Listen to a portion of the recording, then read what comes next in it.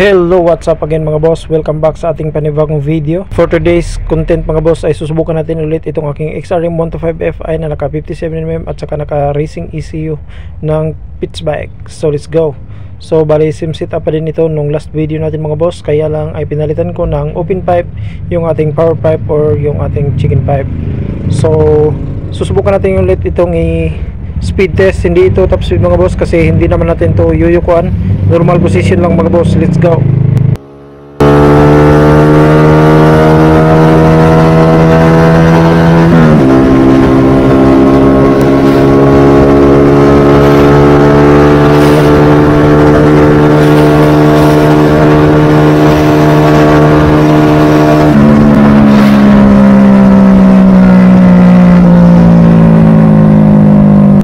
So ayun, kita nyo naman mga boss, konting-konti na lang, aabot na siya ng 140 kph. Kaya lang talagang nagwa-wobble siya mga boss kasi kompleto din yung ating cover at saka meron pa siyang araro. So meron siyang wings mga boss. So ano, naka normal position lang din tayo. Kaya ayun, medyo nagwa-wobble talaga. Takot ako pag lagpas na ng 130.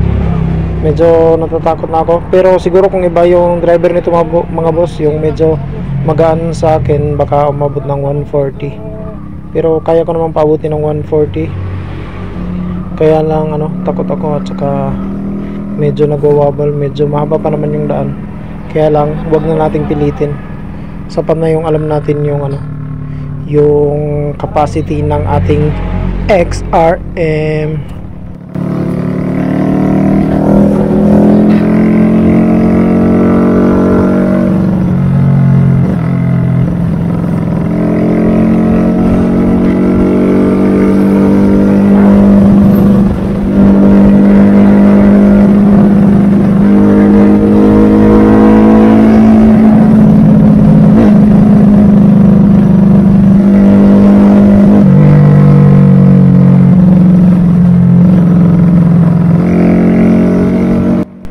So kung maririnig nyo mga boss, parang ano, parang may sumasabog-sabog yung ano natin, yung ating air and fuel mixture.